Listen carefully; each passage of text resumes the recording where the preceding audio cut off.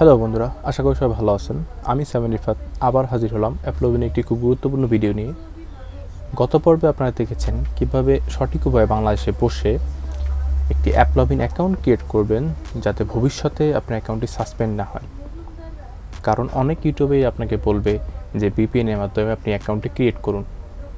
এটা আসলে কখনোই একটা সেফ উপায় না, কারণ এটা হচ্ছে অন্য কান্ট্রির হিসাবে অ্যাকাউন্টটা খোলা হইতেছে।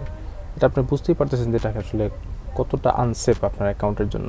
আমি এতটুকু বলবো, কখনোই এই সেক্টরে রিস্ক নেবেন না। রিস্ক নিলে আপনার নিজেরই ক্ষতি হবে। সবসময় চেষ্টা করবেন সঠিক ওয়েতে সকল কাজ করার জন্য। যারা এই চ্যানেলটি এখনও সাবস্ক্রাইব করেননি, চ্যানেলটি অবশ্যই সাবস্ক্রাইব করে নেবেন, কারণ আমি এরকমই ইন্টারেস্টিং এবং গুরুত্বপূর্ণ ভিডিও নিয়ে হাজির হই যাতে করে আপনারা অ্যাপ ডেভেলপমেন্ট সেক্টরে আরও ভালো করতে পারেন। তো আজকের ভিডিওতে আপনি দেখতে পারবেন কিভাবে আপনি আপনার অ্যাপলোভিন অ্যাকাউন্টে আপনার পেমেন্টস যে অ্যাকাউন্ট আছে সেটা সেট আপ করবেন, এবং তার সাথে আমি আরও দেখাবো কিভাবে আপনার যে ট্যাক্স ফর্মটা আছে সেটা সঠিকভাবে পূরণ করবেন। অর্থাৎ পে আউট যে মিনিমাম অ্যামাউন্টটা আছে সেটা ফুলফিল হয়ে গেলে আপনি নেক্সট মান্থেই পেমেন্টটা পেতে পারেন। তো আর দেরি না করে ভিডিওটি শুরু করছি। তো দেখতেই পারতেছেন এটা একেবারে একটা ফ্রেশ অ্যাকাউন্ট যেটা সম্প্রতি খোলা হয়েছে। আশা করি যদি আপনি আমার মতো প্রতিটি স্টেপ কমপ্লিট করতে পারেন তাহলে আপনাদের অন্য কোনো ভিডিও দেখতে হবে না। তো প্রথমেই আমি আমার অ্যাকাউন্টের যে অ্যাকাউন্ট অপশনটা আছে দেখতে পাচ্ছেন, এটা হচ্ছে একেবারে নিচে। এখানে ক্লিক করার পর আপনি এখানে ইনফোতে চলে আসবেন। দেখতে পাচ্ছেন পেমেন্টের নিচে ইনফোতে চলে আসবেন। তো আসার মতো ওয়েট করি। তো পেজটি লোড হয়ে যাওয়ার পর আপনি এখানে প্রথম যে অপশনটা সেটা হচ্ছে অ্যাড্রেস। তো আমরা অ্যাড্রেসটা সঠিক মতো পূরণ করব। এখানে অবশ্যই আপনি আপনার নিজের অ্যাড্রেসটি দিবেন। তো প্রথম যে অপশনটা সেটা হচ্ছে টাইপ, আপনার অ্যাকাউন্ট টাইপটা কী। এখানে যদি আপনি একা কাজ করে থাকেন সেক্ষেত্রে আপনি ইন্ডিভিজুয়াল দেবেন। কোম্পানি হচ্ছে যদি আপনার কোনো বড় কোম্পানি থেকে থাকে, কর্পোরেট কোম্পানি যাদের লাইসেন্স আছে তাদের ক্ষেত্রে কোম্পানি ইউজ করবেন। তো আমার যেহেতু ইন্ডিভিজুয়াল, আমার বেশিরভাগ লোকই হচ্ছে ইন্ডিভিজুয়াল, তাই আমরা ইন্ডিভিজুয়াল সিলেক্ট করব। তো কন্ট্যাক্ট ইমেলটা হচ্ছে যখন আপনি আপনার অ্যাকাউন্টটি ক্রিয়েট করেছেন তখন যে ইমেলটা দিয়ে আপনি অ্যাকাউন্ট ক্রিয়েছেন সেটা অটোমেটিক এখানে চলে আসবে। তো আমরা এটা চেঞ্জ করব না, যেটা আছে সেটাই থাকা ভালো। তো এরপরে ফোন নাম্বারটা দিয়ে দেবেন। ফোন নাম্বারটা এখানে আপনার কান্ট্রি কোডটা সিলেক্ট করে দেবেন। আমার যেহেতু বাংলাদেশ, আমি বাংলাদেশ সার্চ করে নিচ্ছি। বাংলাদেশ চলে আসছে। তো এটুকু দেওয়ার পর আপনি আপনার নাম্বারটি এখানে বসিয়ে দিবেন। এখানে আমার নাম্বারটি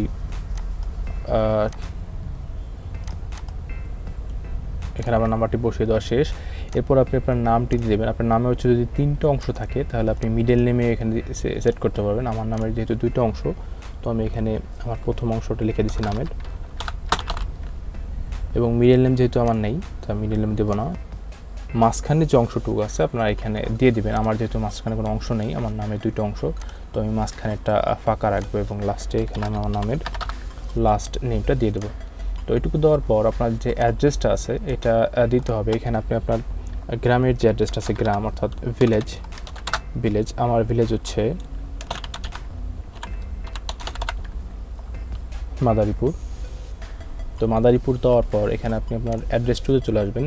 অ্যাড্রেস 2তে আপনার যে পোস্ট অফিসের নামটা আছে সেটা দিয়ে দেবেন। আমার পোস্ট অফিস হচ্ছে পোস্ট মাদারীপুর,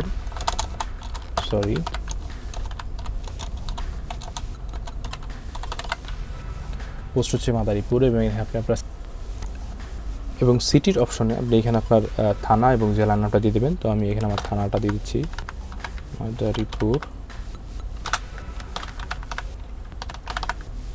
তো এবার নেক্সট অপশন হচ্ছে জিপ। তো আপনার জিপ বলতে এখানে আপনার পোস্ট অফিসের যে নাম্বারটা থাকে সেটা এখানে দিয়ে দেবেন। আমার পোস্ট অফিসের পোস্ট কোডটা সেটা হচ্ছে 00। আপনি আপনাদেরটা একটু সার্চ করে বের করে নেবেন যে আপনাদের পোস্ট কোডটা কী, সেটা এখানে বসিয়ে দেবেন। তো এইটুকু দেওয়ার পর আপনি এখানে কান্ট্রিটা সিলেক্ট করে দেবেন। তো আমি এখানে বাংলাদেশ। তো এইটুকু সিলেক্ট করার পর আপনি আবার একটু চেক করে নেবেন যে সব কিছু ঠিক আছে কিনা। এখানে আমি একটু চেক করে নিচ্ছি। হ্যাঁ, আমার এখানে সব ঠিক আছে। তো সব ঠিক থাকলে আপনি এখানে নেক্সট করে দেবেন, অথবা আপনি এখানে চেঞ্জ করতে পারেন আবার। তো আমি নেক্সট করে দিচ্ছি। তো নেক্সট করে দেওয়ার পর এখানে বলতেছে অ্যাড্রেস ইজ নট ভেরিফাইড। তো এখানে আপনি কনফার্ম করে দিবেন। তো নেক্সটে আসার পর এখানে আপনি আপনার ব্যাংকের যে অ্যাকাউন্ট আছে সেটা সেট আপ করতে হবে, অর্থাৎ যেটার মাধ্যমে আপনি আপনার পেমেন্টটা রিসিভ করবেন। তো এই ক্ষেত্রে আপনি দেখতে পাচ্ছেন এখানে পেমেন্ট মেথড লেখা আছে। তো আমরা এখানে ক্লিক করে দিলে এখানে পেমেন্ট মেথড নেওয়ার জন্য দুইটি অপশন পাবো। তৃতীয়টি হচ্ছে আপনার পেমেন্টটি যদি আপনি নিতে না চান, অর্থাৎ পেমেন্টে যদি আপনি হোল্ডে রাখতে চান, আপনার যখন খুশি পরবর্তীতে আপনি অ্যাড করে নেবেন। তো এটা প্রতি মাসে আপনার পেমেন্টটা অ্যাড হইতে থাকবে। দেখা যায় আপনি পেমেন্টটা অ্যাকাউন্টে আসবে না, শুধুমাত্র অ্যাড হতে থাকবে। তার উপরে যে দুটো অপশন আছে সেটা হচ্ছে আপনি একটা হচ্ছে ওয়ার ট্রান্সফারের মাধ্যমে, একটা হচ্ছে চেকের মাধ্যমে। ওয়ার ট্রান্সফার সাধারণত আমরা যারা ইউজ করি সবসময় পেমেন্টটা বিদেশ থেকে আনার জন্য। আর দ্বিতীয় যে অপশনটা সেটা হচ্ছে চেকের মাধ্যমে আপনি কখনোই পেমেন্ট আনার চেষ্টা করবেন না, কারণ এটা আসলে খুব একটি হ্যাসেলের বিষয়। সব ব্যাংক আপনারা এই ধরনের চেক রিসিভ করবে না। এটা হচ্ছে এক ধরনের ডিজিটাল চেক, যেটা মেইলের মাধ্যমে ওরা আসলে পাঠায়। তো সব ব্যাংকে আসলে এটা সাপোর্ট করে না, এটা শুধুমাত্র ঢাকার হয়তো বা কিছু ব্যাংকে এটা সাপোর্ট করে। তো এটা আমি আসলে চেকের মাধ্যমে কখনোই আপনাদের পেমেন্টটা আনার চেষ্টা করবেন না। দেখা যায় এখানে $25 একটা পেমেন্ট আসবে, কিন্তু টাকাটা আপনি চেকটা ভাঙাতে পারবেন না। এটা আপনার এতটা প্রবলেম তৈরি করবে। আমি সাজেস্ট করবো যে আপনি প্রথম যে ওয়ার ট্রান্সফার অপশনটা আছে সেটা সিলেক্ট করবেন। এটার মাধ্যমে আসলে বেশিরভাগ যারা ইউএসডি বিদেশ থেকে টাকা আসার কথা, সবাই ওয়ার ট্রান্সফারের মাধ্যমে আসলে পেমেন্টটা নিয়ে থাকে। তো আমি ওয়ার ট্রান্সফার ক্লিক করে দিচ্ছি। তো ওয়ার ট্রান্সফার ক্লিক করার পর এখানে আপনাদের দেখতে পাচ্ছেন এডিট মাই পেমেন্ট থ্রেশহোল্ড। তো এইটা আপনি চাইলে থ্রেশহোল্ড সেট করে রাখতে পারবেন যে আপনার প্রতি মাসে কত ডলার হলেই আপনার এটা পেমেন্টটা পাঠিয়ে দেবে। যদি আপনি এখানে $150 সেট করে দেন, তাহলে আপনার মাসে যদি $200 হয়, সেক্ষেত্রে আপনার শুধুমাত্র $150 আপনাকে সেন্ড করবে।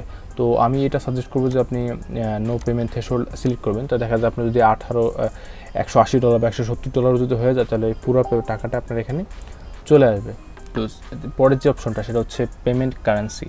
আমাদের কারেন্সি যদিও বিডিটি, কিন্তু তারপরও আমরা এখানে বিডিটি সিলেক্ট করবো না। বিডিটি সিলেক্ট যদি আপনি বিডিটি সিলেক্ট করেন, সেক্ষেত্রে আপনাদের যে অ্যামাউন্ট আছে সেটা হচ্ছে $1030 হলে আপনি পেমেন্টটা পাবেন। এর আগে এখানে পেমেন্টটা পাবেন না। তো এটা হচ্ছে এটার বাধ্যবাধকতা। আপনি এখানে ইউএসডি সিলেক্ট করে দেবেন। আমরা সবাই ইউএসডির মাধ্যমেই পেমেন্টটা এনে থাকি। তো এইটুকু সিলেক্ট করে দেওয়ার পর আপনি আপনার যে অ্যাকাউন্টের নেমটা এখানে চলে আসবে। তো আসার পর এখানে আপনি আপনার ব্যাংকের যে অ্যাকাউন্ট নাম্বারটা আছে, অর্থাৎ যে ব্যাংকের মাধ্যমে আপনি পেমেন্টটা নিতে চান, সেই ব্যাংকের যে অ্যাকাউন্টের নাম্বারটা আছে এখানে বসিয়ে দেবেন। তো এখানে আমি আমার ব্যাংকের অ্যাকাউন্টের নাম্বারটা বসিয়ে দিচ্ছি। তো ওইটুকু বসিয়ে দেওয়ার পর আপনি এখানে আপনার বেনিফিশিয়ারি আইডি আসলে কি, সেটা হচ্ছে আপনার যে কোনো, এই দেখতে পাচ্ছেন, যে কোনো পাসপোর্ট অথবা লোকাল আইডি, সেখানে আপনি নাম্বারটা যে আছে অর্থাৎ আইডেন্টিফিকেশন নাম্বার, সেটা আপনি এখানে বসাতে পারবেন। আপনার যদি এনআইডি কার্ড থাকে সেক্ষেত্রে এনআইডি কার্ডের নাম্বারটা বসাতে পারেন, অথবা পাসপোর্ট থাকলে পাসপোর্ট নাম্বারটা বসাতে পারেন, অথবা আপনার যদি জন্ম নিবন্ধন থেকে থাকে সেক্ষেত্রে আপনি জন্ম নিবন্ধন নাম্বারটাও এখানে বসিয়ে দেবেন। তো আমার যেহেতু আইডি কার্ড আছে, আমি এখানে আইডি কার্ড নাম্বারটা বসিয়ে দিচ্ছি। তো আইডি কার্ডটা বসিয়ে দেওয়ার পর এখানে আপনার ফোন নাম্বারটা চলে আসবে, অর্থাৎ বিগত সেকশন যেটা আপনি পূরণ করেছেন সেই নাম্বারটা এখানে চলে আসবে। তো চাইলে আপনি এখানে চেঞ্জ করে দিতে পারেন। আমি সাজেস্ট করবো যে এখানে চেঞ্জ করার কোনো প্রয়োজন নেই। তো এরপর আপনি আপনার নেক্সট অপশন চলে আসবেন। নেক্সট অপশন হচ্ছে সুইফট কোড। এই সুইফট কোডটা হচ্ছে আপনার যে ব্যাংকের এগেনস্টে আপনি অ্যাকাউন্টটা আছে সেই ব্যাংকে যদি আপনি যোগাযোগ করেন, সেক্ষেত্রে আপনি সুইফট কোডটা পেয়ে যাবেন। অথবা আপনি যদি গুগলে সিম্পলি এটা সার্চ করেন, সেক্ষেত্রেও আপনি সুইফট কোডটা পেয়ে যাবেন। তো আমি দেখাচ্ছি আপনি কীভাবে সার্চ করবেন। তো আপনি গুগলে এসে জাস্ট সার্চ করবেন আপনার ব্যাংকের নাম। আমার ব্যাংকের নাম হচ্ছে DUTCH ডাচ বাংলা লেখার পরে আপনি শুধু একটু অ্যাড করে দেবেন সুইফট কোড। এই দেখতে পাচ্ছেন, এটা হচ্ছে সুইফট কোড। আপনার ব্যাংকের নাম, তারপর সুইফট কোডটা অ্যাড দিয়ে এন্টার করে দিলে আপনি এখানে আপনার সুইফট কোডটা পেয়ে যাবেন। এখানে দেখবেন যে 8 সংখ্যাটা আছে। যদি ডাচ বাংলার হয়ে থাকে সেক্ষেত্রে আপনি এখানে চেষ্টা করবেন 8 সংখ্যার সুইফট কোডটা বসানোর জন্য। যদি অন্য কোনো ব্যাংক থেকে থাকে সেক্ষেত্রে আপনি ব্যাংকের নামটা যদি চেঞ্জ করে দেন, ইসলামী ব্যাংক সুইফট কোড, তাহলে আপনি এখানে আপনার সুইফট কোডটা পেয়ে যাবেন। এই দেখতে পাচ্ছেন, এটা হচ্ছে ইসলামী ব্যাংকের সুইফট কোড, অর্থাৎ প্রথমের যে 8 সংখ্যাটা আছে সেটা হচ্ছে আপনার সুইফট কোড। তো এইটুকু নিয়ে নেওয়ার পর আমার যেহেতু ডাচ বাংলা, তো আমি ডাচ বাংলাটা নিয়ে নিচ্ছি। তো নিয়ে নেওয়ার পর আপনি আপনার সুইফট কোডের সেকশন এটা পেস্ট করে দেবেন। এরপরে দেবেন আপনার ব্যাংকের নাম, অর্থাৎ যে ব্যাংকের এগেনস্টে আপনার অ্যাকাউন্ট আছে সেই ব্যাংকের নামটা আপনি এখানে বসিয়ে দেবেন। আমি আমার ব্যাংকের নামটা বসিয়ে নিচ্ছি। তো আমি এখান থেকে এটা কপি করে নিই। নেওয়ার পর এখানে আপনি আপনার ব্যাংকের নামটা পেস্ট করে দেবেন। এখন আপনার ব্যাংকের অ্যাড্রেস, ব্যাংকটা আসলে কোথায় অবস্থিত, সেই ব্যাংকের শাখাটা কোথায় সেটা আপনাকে এখানে দিতে হবে। তো আমি এখানে আমার ব্যাংকের যে শাখা, সেই শাখার নামটা এখানে লিখে দিচ্ছি।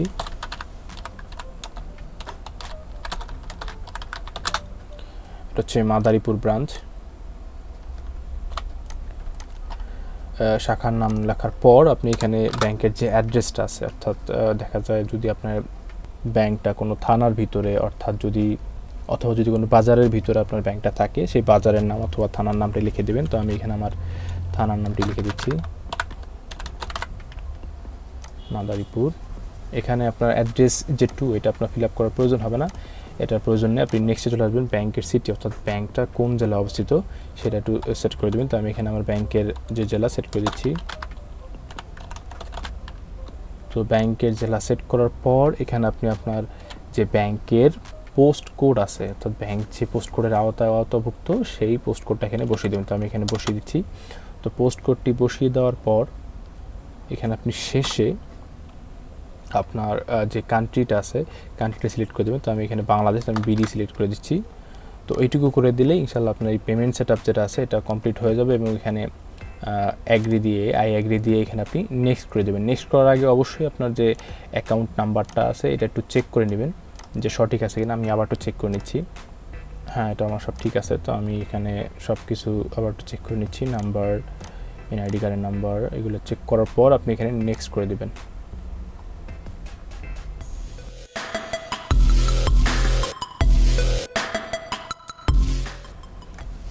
নেক্সট হয়ে যাওয়ার পর এখন আপনার হচ্ছে যে ট্যাক্স ফর্মটা আছে এটা পূরণ করতে হবে।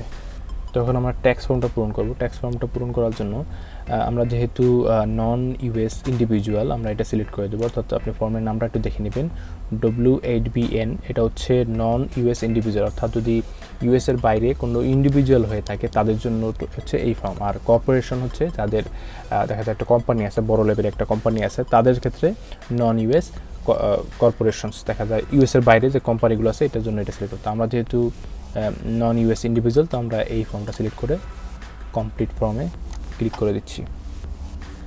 তো এইটুকু দেওয়ার পর আপনি এখানে টিক মার্ক দিয়ে দেবেন এবং এখানে আপনি আপনার যে নামটা আছে সেই নামটা দিয়ে দেবেন। আমি আমার নামটা এখানে বসিয়ে দিচ্ছি। তো নামটা বসিয়ে দেওয়ার পর আপনি এখানে অটোমেটিক আপনার যে আজকের ডেট আছে সেটা চলে আসবে। এটা আসার পর আপনি শুধুমাত্র এখানে সাবমিট কন্টিনিউ টু ট্যাক্স এখানে ক্লিক করে দেবেন। তো এইটুকু দেওয়ার পর আপনি এখানে আপনার যে নামটা আছে আবার একটু বসিয়ে দেবেন। এটা হচ্ছে পার্ট 1, একটু গুরুত্ব সহকারে দেখবেন। তো এখানে পার্ট 1, এখানে আপনি আপনার নামটি আবার বসিয়ে দিবেন। তো নামটি বসিয়ে দেওয়ার পর আপনি এখানে আপনার যে সিটিজেনশিপ কান্ট্রি আছে সেটা সিলেক্ট করে দেবেন। আমি বাংলাদেশ সিলেক্ট করে দিচ্ছি। তো বাংলাদেশ দিয়ে দেওয়ার পর আপনি এখানে আপনার যে কান্ট্রিটা আছে আবার একটু সিলেক্ট করে দেবেন এবং এখানে আপনার যে কন্ট্যাক্ট অ্যাড্রেসটা আছে অর্থাৎ আমরা পূর্ববর্তীতে যে অ্যাড্রেসটা ফিল করেছি সেটা এখানে টিক করে দিলে এখানে চলে আসবে। তো আমরা সেটুকু এখানে সিলেক্ট করে দিচ্ছি। এখানে আমি আবার এখানে টিকমার্ক দিয়ে দেবো, তাহলে পুরোটা সেকশনটা এটা অটোমেটিক পূরণ হয়ে যাবে। এইটুকু পূরণ হয়ে যাওয়ার পর আমরা এখানে যে নেক্সট অপশন আছে এটা চলে যাব কন্টিনিউর মাধ্যমে। তো এই অপশন আসার পর আপনি কি করবেন, এই ফরেন ট্যাক্স আইডেন্টিফিকেশন নাম্বার এখানে হচ্ছে আপনার যে এনআইডি কার্ডের নাম্বারটা আছে একইভাবে এখানে ওই নাম্বারটি বসিয়ে দেবেন। তো আমি আমার নাম্বারটি বসিয়ে দিচ্ছি, অথবা আপনি এখানে আপনার পাসপোর্টের নাম্বারটাও দিতে পারেন, এটা কোনো ম্যাটার না। তো ওইটুকু দিয়ে দেওয়ার পর আপনি এখানে কন্টিনিউ করে দেবেন। কন্টিনিউ হয়ে যাওয়ার পর এখানে আপনি আপনার আবার যে কান্ট্রিটা সেটা সিলেক্ট করে দেবেন।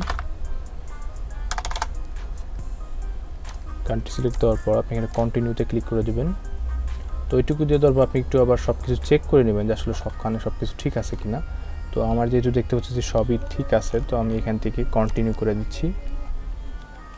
কন্টিনিউ আসার পর এখানে যেগুলো যতগুলো টিক চাচ্ছে আমি টিকগুলো এখানে দিয়ে দেবো। আপনারা সব এরভাবে সলভ করবেন এবং এখানে I am signing for myself এটা ক্লিক করে দেবেন। তো এটা ক্লিক করে দিলে এখানে হচ্ছে আপনার যে নামটা আছে এটা লিখে দেবেন।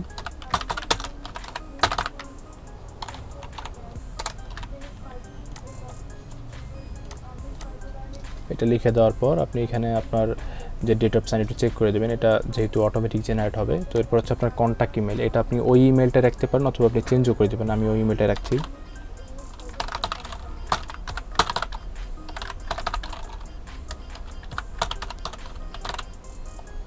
তো এইটুকু দিয়ে দেওয়ার পর আপনি এখানে সব কিছু চেক করে নেবেন আবার ইমেল আইডিটা ঠিক আছে কিনা। যদি ঠিক থাকে তাহলে আপনি এখানে সাবমিট ফর্ম দিয়ে দেবেন। তো এইটুকু হয়ে যাওয়ার পর আপনি দিতে পারছেন ডান, অল আর সেট, মানে অর্থাৎ আপনি পেমেন্ট যে মেথডটা আছে এবং ট্যাক্সের ফর্মটা আছে সঠিকভাবে পূরণ করতে পেরেছেন এবং এটা পূরণ করার সাথে সাথে আপনি একটা মেইল পেয়ে যাবেন যে আপনার অ্যাকাউন্টে কোনো চেঞ্জ করা হয়েছে।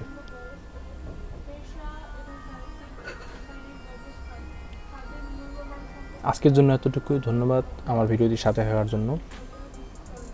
আপনারা যদি এই ফর্মটি পূরণ করার ক্ষেত্রে কোনো কমপ্লিকেশন বা কোনো প্রবলেম ফেস করেন, সেক্ষেত্রে অবশ্যই আমাকে কমেন্ট করে জানানোর চেষ্টা করবেন।